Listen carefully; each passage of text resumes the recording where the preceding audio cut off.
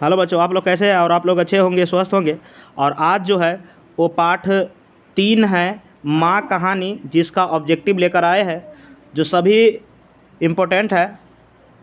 और आप लोग वीडियो में शुरू से अंत तक बने रहिए, जिससे कि जो भी ऑब्जेक्टिव क्वेश्चन हैं उन सभी आप बना पाए और एग्ज़ाम में अच्छा से अच्छा नंबर ला पाए। चलिए पहला क्वेश्चन शुरू करते हैं। क्या है? पहला क्वेश्चन है, माँ को कितनी संतान है, यानी माँ की कितनी संतान है। ए में है 1, बी में है 2, सी में है 3, डी में है 4। तो माँ को कितने संतान है आपको पता है। माँ को 4 संतान है, जिसमें 2 पुत्र है, 2 पुत्र है और 2 पुत्री है। समझ गए कि माँ को कितने संतान है? तो 4 संतान है, जिसमें 2 पुत्र है और 2 पुत्री है। हमें आशा है कि आप लोगों को समझ में आया होगा। चलिए अब क्वेश्चन नंबर 2 पर चलते हैं। क्या है देखते हैं। क्या है देखिए, माँ को कितनी पुत्रियाँ थी। माँ को पूछ रहा है कितने बेटियाँ थी। ए है 1, बी में है 3, सी में है 2 और डी में है 4। तो आपको ऊपर पढ़ाए है माँ को कितनी पुत्रियाँ थी। तो माँ को 2 पुत्रियाँ थी। कितनी? 2 पुत्रियाँ थी और 2 पुत्र भी था। पुत्री भी पूछे तो 2, ठीक है, और पुत्र भी पूछे तो 2 लगाइएगा, ठीक है। आगे देखिए क्या है, क्वेश्चन नंबर 3 पर चलिए। क्या है? माँ शीर्षक कहानी का प्रमुख पात्र कौन है, यानी माँ कहानी में जो सबसे ज़्यादा रोल है, जो मेन रोल है, वो कौन है। ए में है माँ, बी में है मंगू, सी में है दोनों और डी में है क्या? पापति। तो इसका जवाब क्या होगा? माँ कहानी के प्रमुख पात्र है वो दोनों होगा, यानी माँ भी होगा और मंगू भी होगा। चलिए क्वेश्चन नंबर 4 पर चलते हैं। क्या है? माँ कहानी किसने लिखा है। माँ कहानी जो है वो किसने लिखा है। ये है क्या? ईश्वर पेटलीकर, बी में है श्रीनिवास का, सी में है सातकौरी होता, डी है सुजाता। तो आपको बताते हैं कि माँ का एक तरह से ईश्वर का दर्जा दिया जाता है। किसका? ईश्वर का। इसलिए माँ कहानी के लेखक जो है वो ईश्वर पेटलीकर है। समझे? भले ही वीडियो लंबा हो, लेकिन आपको हम अच्छी तरह से समझाने का प्रयास करते हैं, जिससे कि आपका किसी भी प्रकार के दिक्कत न हो। समझे? क्या है? माँ को कितनी पुत्र थे, यानी माँ को कितने लड़का था। ए में है 1, बी में है 2, सी में है बी में है 3, सी में है 2, डी में है 4। तो आपको पता है माँ को कितने पुत्र है। तो 2 पुत्र भी है और 2 पुत्री भी है। समझे? 2 पुत्र और 2 पुत्री। आगे देखिए क्या है क्वेश्चन। देखिए बहुत ही इंपॉर्टेंट क्वेश्चन है। मंगू के अलावा उसकी माँ को कितनी संतान है, यानी मंगू को छोड़कर उसके माँ को कितने संतान है। ए में है 2, बी में है 3, सी में है 4, डी में है 1। तो मंगू के अलावा मंगू के माँ को कितने संतान हैं। तो 3 संतान हैं। अब मंगू के लगा कर पूछे तो कितना होगा? 4। और छोड़कर पूछे मतलब अलावा पूछे तो क्या लगाइएगा? 3। अलावा पूछे तो कितना लगाइएगा? 3। यानी मंगू के अलावा कितने हैं? तो 3 हैं। ठीक है। आगे देखिए क्वेश्चन नंबर 7 पर चलिए। क्या है?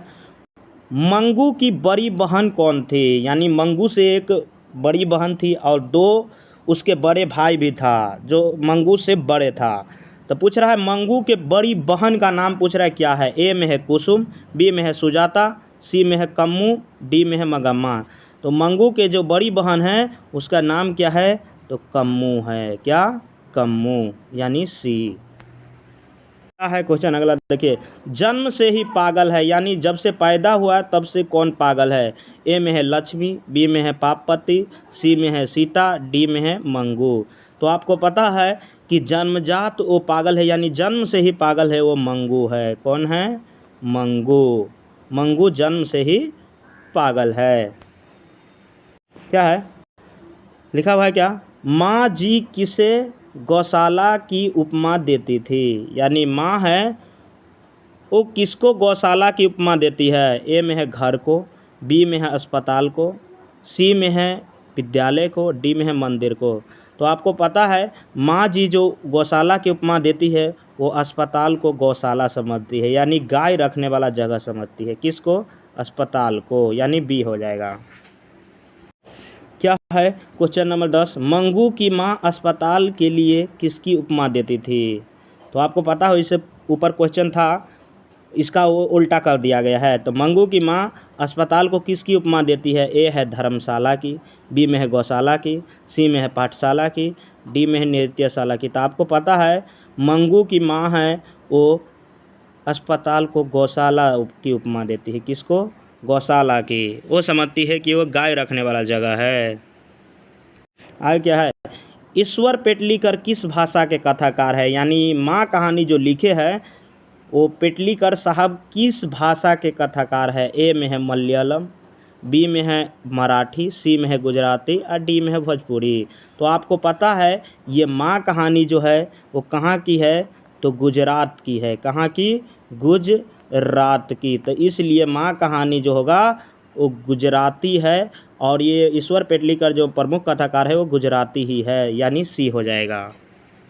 देखिए क्या है, मंगू की प्राकृतिक मौत को माँ क्या मानती थी। प्राकृतिक यानी भगवान द्वारा मौत को क्या मांगती थी। ए में है बंधन, बी में है मुक्ति, सी में है छुटकारा, डी में है संतोष। तो मंगू की माँ समझती थी कि मंगू मरने का एक प्राकृतिक नहीं, क्या है, प्राकृतिक छुटकारा है। मतलब जब प्राकृतिक मौत हो जाएगा तो कोई बात नहीं है, वह एक तरह से छुटकारा हो जाएगा, यानी सी आंसर होगा। और आप लोग वीडियो में शुरू से अंत तक बने रहिए और जो भी हमारे नए लोग देख रहे हो कृपया हमारे चैनल को सब्सक्राइब करके बेल आइकन को ज़रूर ऑन कर लीजिए, जिससे कि जो भी वीडियो आए उसका नोटिफिकेशन सबसे पहले आपके पास चला जाए। क्या है, खून की सगाई किसकी प्रसिद्ध कहानी है। ये पूछा गया है एग्जाम में कि खून की सगाई जो प्रसिद्ध कहानी है वो किसकी है। ए में है सात कौड़ी होता की, बी में है ईश्वर पेटलीकर की, सी में है सुजाता की और डी में है सावरदैया की। तो ये खून की सगाई जो है वो हमारे ईश्वर पेटलीकर साहब के प्रमुख कहानी है। किसके, ईश्वर पेटलीकर के। आगे देखिए क्वेश्चन नंबर 14, क्या है, मंगू को लोग कहाँ भर्ती कराने की सलाह देते हैं। ए में है गौशाला, बी में है पाठशाला, सी में है कारागार, डी में है अस्पताल। तो मंगू के गांव के जो लड़की एक थी जिसका नाम क्या था, कुसुम। क्या, कुसुम। जब वह पागल थी और ठीक होकर आ जाती है तो गांव के लोग मंगू की माँ को कहाँ भर्ती कराने की सलाह देते हैं, मंगू को अस्पताल में। कहाँ, अस्पताल में। आगे देखिए क्या है, क्या है, किसने ज़िंदगी में पहली बार अस्पताल का विरोध नहीं किया। यानी कौन है जो पहली बार अस्पताल के खिलाफ नहीं खड़ा हुआ। ए में है मंगू ने, बी में है माँ ने, सी में है वल्ली अम्माल ने, डी है सभी गलत है। तो वो विरोध जो खड़ा हुआ वो माँ जी इस बार नहीं खड़ा हुआ, क्योंकि वो जब गांव के उसके लड़की एक कुसुम थी ठीक होकर आ जाती है तो माँ इसका विरोध नहीं करती है। किसकी, तो अस्पताल की। समझे। आगे देखिए क्या है, शहर के कन्या विद्यालय में पढ़ने वाली गांव की एक लड़की पागल हो गई थी, उसका नाम क्या था। आपको पता है शहर की जो एक लड़की थी वो कन्या मध्य विद्यालय में पढ़ रही थी, वो पागल हो गई थी, उस लड़की का नाम क्या है। ए में है कुसुम, बी में है बबली, सी में है प्रियंका और डी में है तनुजा। तो आपको पता होगा कि गांव के जो लड़की मंगू के गांव के है वो कुसुम लड़की पागल हो जाती है। कौन, कुसुम। वही कन्या मध्य विद्यालय में भी पढ़ती है। आगे देखिए क्या है, क्या है, माँ शीर्षक कहानी को किसने संपादित अनुवादित किया है। आपको पता है कि माँ कहानी के लेखक है वो ईश्वर पेटलीकर है, लेकिन इसको अनुवाद जो किए है हिंदी में वो कौन किए है वो पूछ रहा है। ए में है गोपाल सिंह ने, बी में है गिरजा गोपाल ने, सी में है गोपाल दास नागर ने, डी में है गोपाल सिंह नेपाली ने। तो आपको पता होगा माँ कहानी के जो अनुवाद किए हैं वो कौन, गोपाल दास नागर ने। क्या है, मंगू कब से पागल है। मंगू जो है वो कब से पागल है। ए में है 5 साल से, बी में है 3 साल से, सी में है 2 साल से, डी है जन्म से। तो मंगू जो है वो जन्म से पागल है। कब से, जन्म से। आगे देखिए क्या है, लिखा हुआ है, मंगू को भर्ती करने की सलाह माँ ने किस पत्र से लिखकर बुलाया। यानी मंगू को जो भर्ती करने के लिए माँ ने किसको पत्र लिखा है। ए है बड़े पुत्र को, बी में है छोटे पुत्र को, सी में है बड़ी बहू को, डी है छोटी बहू को। तो आपको पता होगा दोनों पुत्र है वो शहर में नौकरी करते हैं, तो माँ ने मंगू को भर्ती कराने के लिए बड़े पुत्र को लिखते हैं पत्र, किसको, बड़े पुत्र को। अगर आप लोगों को अच्छा लगा होगा तो हमारे ट्राई एजुकेशन को सब्सक्राइब करिए, जिससे कि जो भी बिहार बोर्ड के एग्ज़ाम में जो भी बच्चा परीक्षा देंगे उसका अच्छा से अच्छा तैयारी हो सके। जय हिंद, जय भारत। फिर मिलते हैं अगले वीडियो में।